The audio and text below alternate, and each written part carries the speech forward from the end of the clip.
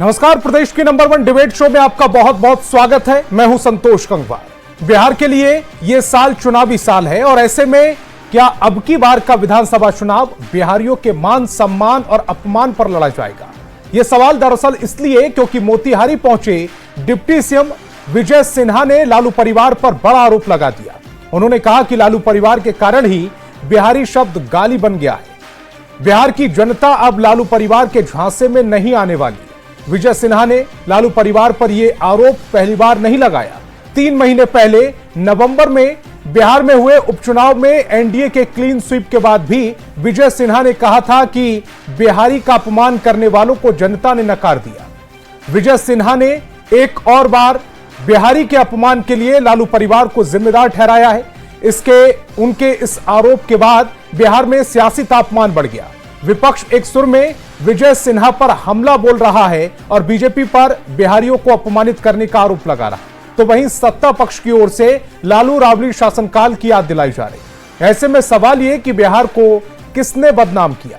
Debate की शुरुआत करें उससे पहले एक रिपोर्ट। बिहार के शब्द को गाली बनाने में यही लोग सबसे ज्यादा हिस्सेदारी और जिम्मेदारी निभाए हैं। बिहार के डिप्टी सीएम विजय सिन्हा ने लालू परिवार पर जमकर निशाना साधा और कहा कि लालू परिवार के कारण ही बिहारी शब्द गाली बन गया है।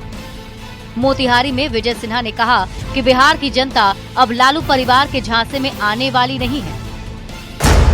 तेजस्वी जी और उनके पिताजी जिस सिद्धांत पर चल रहे हैं, बिहार के लोग ऐसे लोगों के कारण पिछड़ रहा है। बिहार की प्रगति और बिहार के शब्द को गाली बनाने में यही लोग सबसे ज्यादा हिस्सेदारी और जिम्मेदारी निभाए हैं।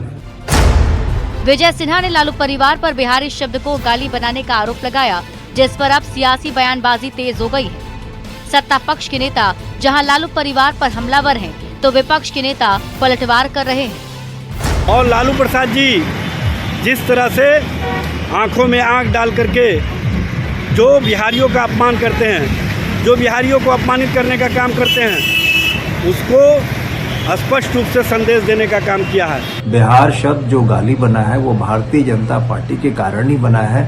लालू परिवार ने जंगल राज को कायम किया था, यहाँ पर जातीय संघर्ष को स्थापित किया था, दहशत फैलाने का काम किया था और गुंडा राज यहाँ स्थापित करने का काम किया था। लालू परिवार के कारण ही पिछले 3 दशकों से बिहार और बिहारी बदनाम है। बिहार में इसी साल विधानसभा चुनाव होना है, पर अभी से सियासी बयानबाजी तेज है। विजय सिन्हा के लालू प्रसाद और उनकी फैमिली पर दिए गए बयान ने एक बार फिर प्रदेश का सियासी तापमान गर्म कर दिया है। न्यूज़ 18 के लिए मोतिहारी से अवनीश कुमार सिंह के साथ पटना से संजय कुमार की रिपोर्ट। तो डिबेट की शुरुआत करें उससे पहले आज के सवालों पर आते हैं। आज बहस बिहार की में हम पूछेंगे, बिहारी को किसने किया बदनाम? 2025 की लड़ाई बिहारी पर क्यों आई? बिहारियों के मान सम्मान पर क्यों घमासान? तो पहला सवाल हम पूछेंगे आज, बिहारी को किसने किया बदनाम? 2025 की लड़ाई बिहारी पर क्यों आई? बिहारियों के मान सम्मान पर क्यों घमासान? बिहारियों का सबसे बड़ा शुभ चिंतक कौन? बिहार के मान अपमान पर होगा 2025 का घमासान। डिबेट की शुरुआत करें उससे पहले मेहमानों से आपका परिचय करा देते हैं। सत्ता पक्ष से हमारे साथ जेडीयू प्रवक्ता मनीष कुमार और बीजेपी प्रवक्ता असित नाथ तिवारी जी जुड़ रहे हैं, तो वहीं विपक्ष से आरजेडी प्रवक्ता सारिका पासवान और कांग्रेस के मुख्य प्रवक्ता राजेश राठौड़ जी जुड़ रहे हैं। मेरा पहला सवाल बीजेपी प्रवक्ता असित नाथ तिवारी जी आपसे। आपके डिप्टी सीएम विजय सिन्हा ने दो बार कहा है कि लालू परिवार के कारण ही बिहारी शब्द गाली बन गया है। इस आरोप का आधार क्या है? संतोष जी, इसका फैसला बिहार की जनता पर छोड़ दिया जाए कि वो किसका शासनकाल था जिसके शासनकाल को अदालत ने, कोर्ट ने जंगल राज कहा, जिसके शासनकाल में अदालत ने बिहार को यूनिवर्सिटी ऑफ क्राइम कहा। वो किसका शासनकाल था जिसके शासनकाल में बिहार में उद्योग का दर्जा मिला? किसको? अपहरण को, फिरौती के लिए जो अपहरण होते थे उसे उद्योग का दर्जा मिला। वो किसका शासनकाल था? वो किसका शासनकाल था जिनके शासनकाल में शोरूम से निकलते ही मोटरसाइकिल लूट ली जाती थी? वो किनका शासनकाल था जिनके शासनकाल में शोरूम से महंगी गाड़ियां उठवा ली जाती थी। वो किनका शासनकाल था? जिनके शासनकाल में महिला आईएएस अधिकारी का भी रेप हो जाता था। वो किनका शासनकाल था? जिनके शासनकाल में दिन में डकैतियां होती थी, रात में डाकू आराम से सोते थे, क्योंकि बड़ी सुविधाजनक तरीके से वो दिन में ही घरों में डकैतियां कर लेते थे। वो किनका शासनकाल था? जिनके शासनकाल में बिहार में महीनों कर्मचारियों को तनख्वाहें नहीं मिलती थी। शिक्षकों को तो एक बार 9 महीने लगातार तनख्वाह नहीं मिली थी। वो किनका शासनकाल था? जिनके शासनकाल में पूरी बिजली व्यवस्था जर्जर हो गई, गांव-गांव से बिजली के खंभे और तार तक चुरा लिए गए। वो किनका शासनकाल था? जिनके शासनकाल में आम शहर, गांव तो छोड़िए, राजधानी पटना में चलने लायक 1 किलोमीटर भी दुरुस्त सड़क नहीं थी, हर जगह गड्ढे फैले थे। वो किनका शासनकाल था? जिनके शासनकाल में शाम होते ही घर से निकलने से लोग डरने लगते थे। आम जनता पर ये पंचायती छोड़ दीजिए, आम जनता तय करे कि वो कौन था जिसके शासनकाल में बिहार देश ही नहीं पूरी दुनिया में बदनाम हुआ। बिहारी शब्द गाली बनी, बिहारियों को देख के लोग डरने लगे, नफरत करने लगे। ये आम जनता पर बस छोड़ दीजिए, आम जनता खुद ही तय कर लेगी। हमने बस उस शासनकाल की याद दिला दी संतोष जी। असितनाथ तिवारी जी, ये सब क्या लालू प्रसाद की सरकार बनने से पहले नहीं था? क्या उस समय विकास की गंगा बह रही थी या जीडीपी में आसमान छू रहा था बिहार? देखिए संतोष जी, विकास एक ऐसी चीज है ना जिससे आम आदमी को कभी संतुष्ट नहीं होना चाहिए, क्योंकि उससे काम रुक जाता है। लेकिन ये सच्चाई है कि 1991 के बाद, क्या 1991 के पहले भी सरकारें रही हैं? संसाधन कम रहे, कम संसाधनों में कम विकास हुआ, उसमें भी बहुत सारी घटनाएं हुई। लेकिन 1947 से लेके 1991 में बिहार जितना बदहाल नहीं हुआ, उतना तो बिहार 1990 से 1995 में बदहाल हो गया। अपहरण की घटनाएं एक साल में बिहार में जितनी हुई थी, उस समय अनुमान लगाया गया था 2000 की बात मैं कर रहा हूं, 95 से लेके 2000 के बीच अकेले बिहार में फिरौती के लिए जितने अपहरण की घटनाएं हुई थी, उतना सारे अपराध मिला के भारत के 4 बड़े राज्य जिसमें उत्तर प्रदेश भी शामिल है, सारे अपराध मिला के भी उतनी संख्या नहीं हुई थी जितनी सिर्फ बिहार में फिरौती के लिए अपहरण की घटनाएं हो गई थी। इन्होंने तो सारे रिकॉर्ड तुड़वाए ना अपने शासनकाल में, अपहरण के सारे रिकॉर्ड तुड़वा दिए। आजादी के बाद से उतनी घटनाएं किसी राज्य में नहीं हुई जितनी 5 साल में बिहार में हो गई। डकैती की उतनी घटनाएं किसी राज्य में नहीं हुई जितनी 5 साल में बिहार में हो गई। तो ये बिहार का वो काला दिन था जिसे याद करके आज भी लोग डर जाते हैं। ठीक है, इसलिए ये बिहार के दामन पर ऐसा दाग है जिन्हें कोई अच्छा धोबी मिलता और वो लकड़ी वाला होता है ना, जब पीट पीट के दाग हटाता है, पीट पीट के इस दाग को हटाता, बिहार को ऐसे धोबी की जरूरत है। ठीक है सारिका जी, क्या ये सच नहीं है कि हाईकोर्ट ने टिप्पणी की थी कि बिहार में जंगल राज है? क्या ये सच नहीं है कि उस समय ऐसी रिपोर्ट्स आती थी कि सोमालिया से भी ज्यादा खराब स्थिति बिहार की हो गई है? क्या इन सभी आरोपों को आप झुठला रही हैं? नहीं संतोष जी, मैं आसितनाथ तिवारी सर के ही कोर्ट के ऊपर एक कोट करना चाहूंगी। उन्होंने कहा, हाईकोर्ट ने कहा था कि जिस भी जंगल राज का उदाहरण ये दे रहे हैं, तो मैं इनको बताना चाहूंगी मुजफ्फरपुर बालिका गृह कांड, जहां छोटी छोटी बच्चियों के साथ बलात्कार हुआ, उनका शारीरिक शोषण हुआ, मानसिक शोषण हुआ। वो बच्चियां जिन्होंने आरोप लगाया था एक मोटे तोंद वाले अंकल पे, जो आज तक वो अंकल मिले नहीं, उन बालिकाओं और उस केस पे उसी हाईकोर्ट ने कहा था कि बिहार को तो अब भगवान ही बचा सकते हैं, और भगवान से बचाने की नौबत तब आती है जब वहां असुरों का राज्य होता है। आसितनाथ तिवारी सर ने कई चीजों को कोट किया।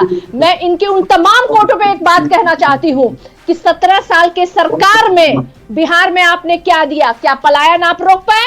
क्या बेरोजगारी आप रोक पाए? प्रतिदिन हो रही घटनाएं, बलात्कार, हत्या, सरेआम लोगों को गोली मार देना, पौष इलाके में लोगों को गोली मार दी जा रही है। शराबबंदी के नाम पे एक अलग बिजनेस बिहार में शुरू हुआ है, शराब की तस्करी। भारतीय जनता पार्टी के नेताओं के घरों से शराब का जखीरा बरामद होना, किस तरीके से भूमाफियाओं का यहाँ पे वर्चस्व है बिहार में, वो भी प्रतिदिन हम देख रहे हैं। आज तो ये स्थिति है कि हाजत में ही बंद लोगों की मृत्यु हो जा रही है, उनकी हत्या हो जा रही है। प्रशासन कहां है? शासन कहां है? मुख्यमंत्री जी कहां है? मुख्यमंत्री जी पे ही भारतीय जनता पार्टी, उनके डीएनए पे उन्होंने प्रश्न किया था।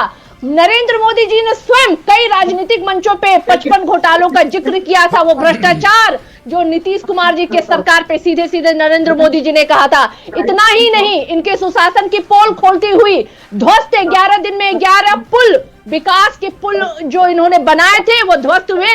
ये भी बिहार ने देखा है इन 17 साल की सरकार में। इसी 17 साल की सरकार में तमाम प्रतिदिन बिहार के कोने कोने में देखिए लोगों की हत्याएं हो रही हैं, दलितों पे प्रहार हो रहा है। सरकार जी, इन 17 सालों में वो 17 महीने का कार्यकाल भी जोड़ रही है जो आप इनके साथ रही थी, या उससे अलग हटा के ये स्थिति बाकी के समय की बता रही हैं आप? नहीं, अभी तो मैंने शुरुआत किया है संतोष जी। अभी तो मुझे इन्हें ये भी बताना है कि ये 17 सालों के शासनकाल में एक भी अपनी उपलब्धि नहीं गिना सकते हैं। आज भी ये मोहताज हैं। पिछले 15 साल जो राष्ट्रीय जनता दल की सरकार थी उनकी चाहे वो खामियां ये गिनाए चाहे उपलब्धियां गिनाए, ये आज अपनी उपलब्धियों को नहीं गिना पा रहे कि 17 साल में इन्होंने क्या किया। देखिए, हमारे बिहार में कहा जाता है एक बात, गाल बजाना, थेथराई करना, वो एनडीए ने सीखा है इस 17 साल में। इसके अलावा इन्होंने कुछ नहीं सीखा है। आज ये मुद्दे से भटकाना चाह रहे। हमारा मुद्दा है कि रोजगार कैसे मिले बिहार वासियों को, हमारा मुद्दा है कि बिहार का विकास कैसे हो, हमारा मुद्दा है कि बिहार की माई और बहनों को सम्मान कैसे मिले। इन विषयों को ये इतर हटा करके दूसरे मुद्दों पे लाना चाहते हैं, लेकिन बिहार की जनता इस बार लड़ाई लड़ेगी इन मुद्दों पे, पलायन रोकने पे, रोजगार देने पे, माता और बहनों के सम्मान पे, लॉ एंड ऑर्डर पे, शिक्षा व्यवस्था पे। जो तेजस्वी यादव जी ने महज 17 महीने में जो नजीर पेश किया, 17 महीने में शिक्षा विभाग में जो उन्होंने काम किया, आज पूरा देश देख रहा है। वो बच्चे जो मिड डे मील के लिए स्कूल जाया करते थे, सिद्धार्थ तिवारी जी ने इससे पहले के 15 साल के लालू राबड़ी शासनकाल के भी बहुत सारे उदाहरण दे दिए। खैर, मैं मनीष जी आपके पास आता हूं, उसके बाद राजेश जी आपके पास आऊंगा। मनीष जी, जितने भी आरोप लगे उनके जवाब दीजिए। संतोष जी, आवाज आ रही है? जी जी, आ रही आवाज। देखिए, अभी 8 तारीख को देश की राजधानी दिल्ली के चुनाव के परिणाम आए और देश के प्रधानमंत्री जी ने जब दिल्ली में कार्यकर्ताओं को संबोधित कर रहे थे, उन्होंने कहा कि बिहार का क्या हालात था और बिहार की तस्वीर आदरणीय नीतीश कुमार जी के आने के बाद बदली। अभी सारिका जी इतना लंबा चौड़ा लिस्ट गिनाई, हम इनसे केवल इतना प्रश्न कभी नहीं, उन्होंने कहा कि 11 पुल गिर गए। मैं इनसे पूछना चाहता हूं कि बिहार में कोसी नदी पर जो पुल बने हैं वो गिर गए, जेपी सेतु गिर गए, कौन सा बिहार में पुल गिरा है? पहली बात। इन्होंने कहा अपराध। अरे भाई, बिहार में लोग दिन में घर से नहीं निकल पाते थे, और आज मैं आपके चैनल पे बैठकर डंके के चोट पे कह रहा हूं कि बिहार के किसी जिला में अगर किसी को रात के 2 बजे भी कोई आपातकाल समस्या आ जाए तो वो घर से निकलेंगे और अपने समस्या का समाधान कर सकते हैं। अभी ये कह रही थी बिहार का बजट, आदरणीय लालू प्रसाद जी और राबड़ी देवी जी के शासनकाल में बिहार का बजट था 2004-05 में 23,000 करोड़ रुपया का, और आज 24-25 में बिहार का बजट 2,89,000 करोड़ का है। 2004-05 में बिहार में प्रति व्यक्ति आय था 8,000 रुपया, और आज बिहार में प्रति व्यक्ति आय है 67,000 रुपया। तो कहां नीतीश जी बिहार को लाके बदल दिए और कहां ही कर दिए। इनके समय में एक बिहार में मेडिकल कॉलेज का नाम बता देंगे कि बिहार के किस जिला में लालू जी ने मेडिकल कॉलेज खोला, कौन से जिले में। आज हमारे नेता नीतीश कुमार जी 10 रुपया में बिहार में बच्चों को इंजीनियर बना रहे हैं, मात्र 10 रुपया में। तो शिक्षा हो, स्वास्थ्य हो, सड़क हो, बिजली हो, हर क्षेत्र में, महिला हो, अभी ये महिला पर इतना प्रवचन दे रही थी, इनके शासन काल में घर से महिलाएं निकल नहीं पाती थी। आज आदरणीय नीतीश कुमार जी जैसे ही सरकार में आए, पंचायत में 50% आरक्षण दिए और वो मुखिया बन रही हैं, प्रमुख बन रही हैं।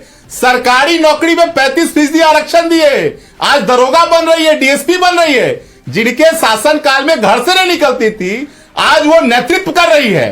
तो अब ये बोल रहे हैं अपराध पर। अरे भाई, आपके शासन काल में जो बिहार के हालात थे उसको कहा गया है, तो मिर्ची क्या लग रहा है भाई? आप बताइए, बिहार में कौन जिला में मेडिकल कॉलेज खुला? बिहार के कौन से नदी पर एक पुल बनाया लालू जी ने, उसका नाम बताइए। बिहार में कितना सड़क का क्या हालात था उसका बताइए। बिजली की क्या हालात थी उस पर बात करिए, शिक्षा पे बात करिए। तो जो अपने माता पिता का एक काम नहीं गिनाते हैं, और जो नीतीश जी के आशीर्वाद से डिप्टी सीएम बन गए, तो वही कमवा के गिनाते हैं। अरे भाई, 15 साल वाला काम न गिनाइए कि 15 साल में कितना नौकरी दिए, कितना बिजली दिए, कितना स्कूल खोले, कितना कॉलेज खोले, उतना नहीं गिना रहे हैं। ठीक है राजेश जी, होने से हो गया। राजेश जी मेरा सवाल आपसे यह है कि क्या बिहार की वो स्थिति है जो सारिका जी बता रही हैं या वो स्थिति है जो मनीष जी बता रहे हैं? सच क्या है बिहार का? और जो मेरा टॉपिक आज का है कि बिहार को किसने सबसे ज्यादा बदनाम किया? संतोष जी, बहुत विनम्र भाव से हम अपने तीनों पैनलिस्ट को बोलेंगे, प्रवक्ता साथी को, कि जिस प्रकार से बड़ी संयम से उनका सुने, मेरा भी सुने। बहुत सेंसिटिव विषय पर आप आज डिस्कशन कर रहे हैं। मुझे आश्चर्य होता है कि इस विषय पर डिस्कशन होना ही चाहिए। हुआ तो अच्छी बात है कि आपका चैनल न केवल बिहार में, संपूर्ण देश में, देश से बाहर भी देखा जाता है। आज लोग देख रहा होगा कि बिहार 2005 से पहले बीमारू था या बिहार 2005 के बाद बीमारू है। इस पे कई बार आप आशीनाथ तिवारी जी बोले हैं और हमारी मित्र सारिका पासवान जी बोली, हम उससे अलग हटते हैं जी। बिहार को किसने बदनाम किया? केजरीवाल ने, कि 5,000 रुपया लेके बिहारी आते हैं, इलाज करा के चले जाते हैं। ये नीतीश कुमार के 20 साल के शासनकाल के बाद बोले। बिहार को बदनाम कौन किया? भारतीय जनता पार्टी के आदरणीय राष्ट्रीय अध्यक्ष जेपी नड्डा ने बिहारी की तुलना बांग्लादेशी और रोहिंग्या से किया। ये बिहार का अपमान होगा, कोई दूसरा नहीं किया। ये दो बड़े नेता कहा कर रहे हैं। ये लोग, हम, तुम्हारा अपराध छोटा, मेरा अपराध छोटा, तुम्हारा अपराध बड़ा, मेरा अपराध बड़ा से ये नहीं मिटेगा बिहार का अपराध। बिहार विकास में कौन कितना बड़ा लकीर खींचा? आप किसी को छोटा दिखा के बड़ा नहीं बन सकते हैं। महिलाओं की विकास की बात करते हैं। अभी चर्चा कर रहे थे हमारे साथी जेडीयू के कि एक बार अपराधी को देख के महिलाएं भाग जाती थी। आज तो नीतीश कुमार को महिलाओं के मीटिंग में जाने से रोका जाता है। आजकल नीतीश कुमार को देख भाई क्या बात कर रहे हैं भाई? अरे भाई, जिनके शासन काल में महिलाएं घर से नहीं निकलती थी, आप ऐसा बात कर रहे हैं भाई? ये बात बोलिएगा तो हम थोड़ी चुप बैठेंगे। नहीं, अरे बिहार में महिलाओं को नीतीश कुमार जी ने, अब राष्ट्रीय जनता दल के शासन काल में महिलाएं घर से नहीं निकलती थी। अब ऐसा बात बोलिएगा तो थोड़ी हम लोग चुप रहेंगे। राजेश जी, इनका सारा उत्तर मैं बोलूं, जीविका दीदियों के नीतीश बीच कुमार ये बताएं कि 20 जी मैं आपके भी पास आने वाला हूँ, मैं आपके भी पास आने वाला हूँ। आपके लिए भी सवाल मैंने बचा के रखे हैं। बिहार को, राजेश जी, संतोष जी, बिहार को किसने बदनाम किया? हम, संतोष जी, बिहार को किसने बदनाम किया? पहले कहा जाता था कि गिरगिट जैसा यह कमीना रंग बदलता है, इसके बात पर भरोसा मत करो। आज लोग नहीं कहता है गिरगिट को, आज कहता है नीतीश कुमार हो गया है। अरे नीतीश कुमार जी के कारण ही किसने बदनाम किया? बिहार का बजट 2,79,000 करोड़ का। आप अपना कमवा न गिनाइए तो काम पे वो चर्चे नहीं कर रहे कि 15 साल में लालू जी राबड़ी जी क्या किए। हम इतना काम गिना दिए। इनसे संतोष जी 15 काम की चर्चा कर लीजिए कि लालू जी ने बिहार के इस जिला में मेडिकल कॉलेज खोला, इस नदी पर पुल बनाया, इतना सड़क बनाया, इतना बिजली पहुंचाई। इन पे काम पे बस चर्चा कर लीजिए। अगर इनमें है तो ये डाटा पेश कर दे, अपने 90 से 5 का ये डाटा पेश कर दे और 5 से अब तक का हम डाटा पेश कर दे। या तो सब दूध का दूध और पानी का पानी हो जाएगा। लेकिन ये काम पे चर्चा नहीं कर सकते हैं, ये केवल इधर और उधर की बातें करेंगे। सारिका जी, काम बना दीजिए करने के लिए कुछ है ही नहीं। संतोष जी, डिबेट ऐसे नहीं चलेगा। अगर किसी का जवाब लेता जवाब, फिर उसका जवाब लीजिए आप। डिबेट ऐसे नहीं चलता है। ये एक है ना कि 9 बार गिरगिट की तरह रंग बदल के पीएम सीएम तो बन गए, लेकिन उन्होंने उद्योग कितना लगाया? क्या पलायन उन्होंने रोका? भ्रष्टाचार रोका? आज बीओ के यहाँ और डीओ के यहाँ करोड़ नोट मिलता है नीतीश कुमार के। अरे तो यही तो है कार्रवाई है। नीतीश कुमार जी का यही पूंजी है। अगर कोई भ्रष्टाचार करेगा तो उस पर कार्रवाई होगी। सबसे भ्रष्टाचारी कोई भी अगर भ्रष्टाचार करेगा तो उस पर कार्रवाई होगी। इसमें कोई यही नीतीश कुमार जी का पूंजी है। नीतीश कुमार सबसे बड़ा भ्रष्टाचारी है। राजेश जी, नहीं होगा, ट्रिपल सी से कोई समझौता नहीं होगा। भ्रष्टाचारी मुख्यमंत्री धरती पर नहीं है। राजेश जी, ये भ्रष्टाचार 2-2.5 साल बाद 2-2.5 साल में हो गया, या जो अभी 2024 में वो इधर आ गए उसके बाद से हो गया, या जब आप 17 महीने उनके साथ सरकार में रहे तब भी वो भ्रष्टाचारी खत्म नहीं हुई? संतोष जी, ऐसे नहीं चलेगा। बोलने डिस्टर्ब होगा तो मैं भी डिस्टर्ब करूंगा। तो मैं सवाल तो पूछूं। खत्म नहीं होती है, बीच में सवाल आ जाता है। सवाल पर है, नीतीश कुमार ने 20 साल में क्या किया? क्या उन्होंने पलायन रोका? क्या उन्हें बच्चों की मृत्यु दर रोका? क्या कुपोषण के रोका? क्या शिक्षा के स्तर उन्होंने बढ़ाया? तो अब मैं जवाब ले लूं अस्सी से। 2005 से पहले जितना चीनी मिल था उतना आज भी नहीं है। ठीक है, आसिफ जी से जवाब तो ले लूं इस पे। स्टेट ट्यूबवेल राजेश जो राठौर 5 से जी। पहले था आज भी नहीं है। नीतीश कुमार के राजेश राज में राठौर सिर्फ जी। भ्रष्टाचार बढ़ा है, कमीशन सुनिए। खोरी बढ़ी है। राजेश जी, अब सवाल नहीं कर रहा हूं, आपने ये सवाल सरकारी पूछे तो डाटा जवाब भी कह तो रहा चाहिए है। आपको। 2005 के बनस्पत 225% अपराध नीतीश कुमार के राज में बढ़ा है, सिर्फ इसलिए कि नीतीश कुमार कुप्पा से बाहर नहीं निकलते हैं। राजेश जी, ऐसे कैसे डिबेट चलेगी? आप ये कह रहे हैं कि मैं जो कह रहा हूं वो सच है, मैं दूसरे को सुनूंगा नहीं, मैं आरोप लगा दूंगा और उसका जवाब लेने नहीं दूंगा। संतोष जी, ये काम नीतीश पर कुमार बाकी लाइव नहीं कर मीटिंग कर सकते रहे हैं। मैंने आपको क्या बोला कि अपना काम गिना है, ये काम नहीं गिना सकते हैं। इनके पास कहने के लिए कोई काम ही नहीं है। आसिफ जी, मनीष जी आपके पास आऊंगा। आसिफ जी कुछ कह रहे थे। मनीष जी आपके पास आऊंगा। आसिफ जी कुछ कह रहे थे, उसके बाद मैं सारिका जी के पास जाऊंगा। आसिफ जी, काम गिनाने का ये अपने काम और उपलब्धि में चुनाव नहीं लड़ना चाहते, ये पुरानी कथाओं में चुनाव लड़ना चाहते हैं। विजय सिन्हा जी, अगर वो पुरानी रेखा पीट रहे हैं तो वो पुरानी रेखा खींची गई होगी ना आपकी तरफ से। आप भी साक्षी है, सिपाही इनका बात विजय सिन्हा का नहीं सुना था, तो सबसे भ्रष्टाचारी तो विजय सिन्हा हुआ है, जो खाना में भी कमीशन लेते हैं विधानसभा में। राजेश राठौर जी ने लगातार झूठ बोला है, इसलिए हम डिस्टर्ब कर रहे हैं कि सच्चाई न कोई राय। आपके सदाकत आश्रम में जो 24 घंटे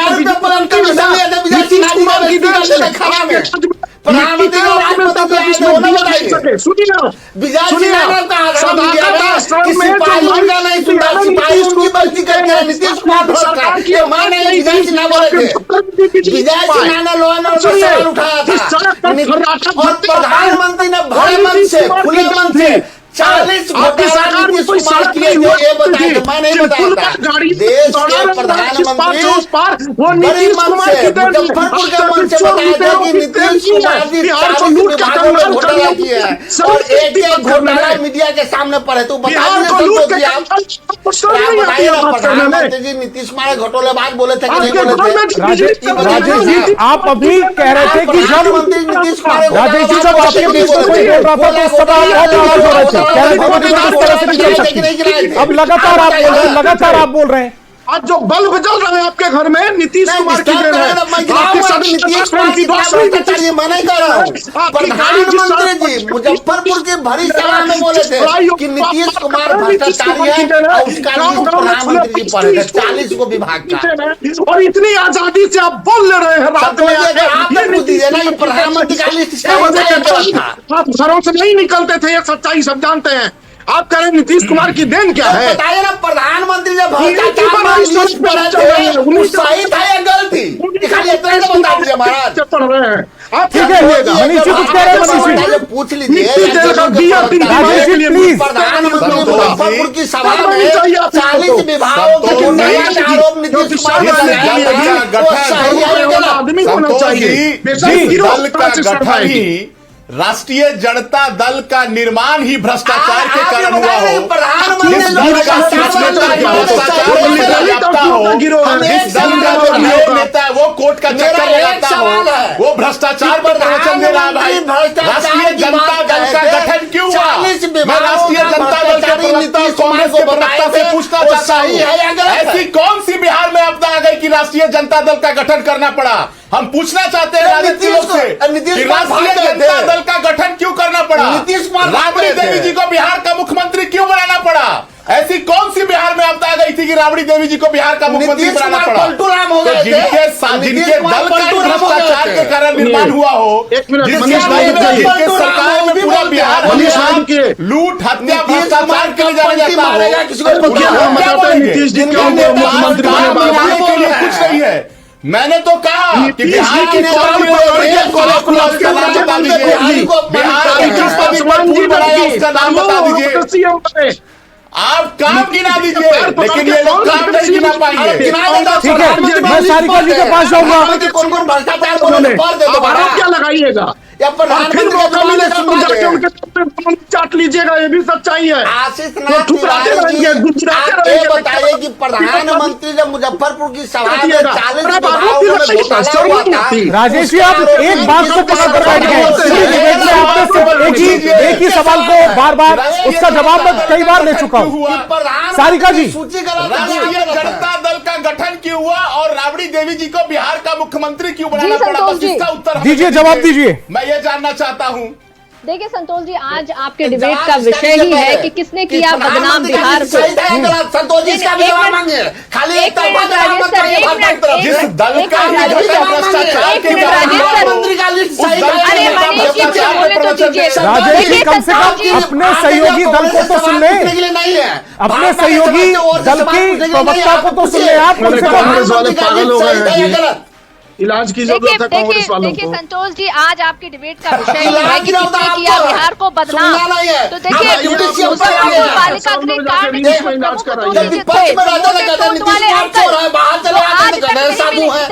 दोषी थे कांड में जो दोषी पकड़े गए थे वो साक्ष्य के अभाव में छोड़े गए। आज तक वो मोटे तोंद वाले अंकल तो नहीं पकड़े गए, लेकिन उस मोटे तोंद वाले अंकल को छुपाने के लिए माननीय मुख्यमंत्री नीतीश कुमार जी लगातार मोदी जी की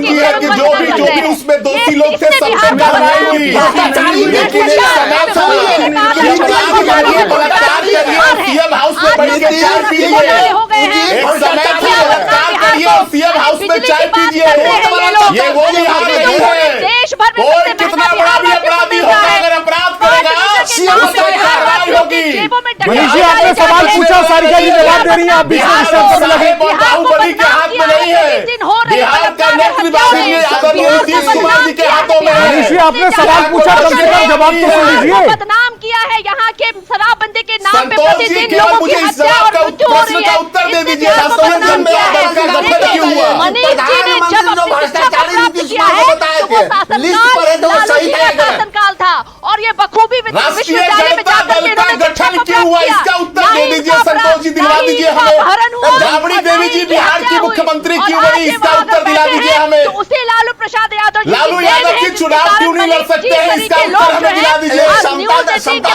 लालू प्रसाद जी चुनाव क्यों नहीं लड़ सकते, इसका उत्तर दिला दीजिए। राबड़ी देवी जी बिहार की मुख्यमंत्री क्यों बनी, उसका उत्तर दिला दीजिए। उन्होंने भैंस चराने वाले की शिक्षा पे बात की, उन्होंने नाले साफ करने वाले की शिक्षा पे बात की, उन्होंने महिलाओं के विकास की बात की। क्यों नहीं चुनाव लड़ सकते, इसकी तो बात करिए ना। पाठ पढ़ाया। राष्ट्रीय जनता दल का गठन क्यों हुआ, इसकी बात करिए। भाजपा की नेत्री फूट फूट के रो रही थी। ठीक है, समय की कमी है, इस डिबेट को मुझे यही रोकना पड़ेगा। तमाम मेहमान मेरे साथ जुड़े, आपका बहुत बहुत शुक्रिया। और डिबेट का टॉपिक था बिहार को किसने किया बदनाम। इस पर तमाम पार्टियों ने अपनी अपनी तरफ से प्रतिक्रियाएं दी और इन प्रतिक्रियाओं में क्या निष्कर्ष निकला वो शायद दर्शकों को ना समझ में आया हो, क्योंकि इस डिबेट का कोई, जब हम बात कर रहे थे तो एक साथ सारे प्रवक्ता लगातार बोलते रहे और इसका नतीजा ये हुआ कि डिबेट की जो बात हम जनता तक पहुंचाने की कोशिश कर रहे थे वो शायद जनता तक ना पहुंची हो। बहस बिहार की में फिलहाल इतना ही, लेकिन आगे देखिए सिटी 62।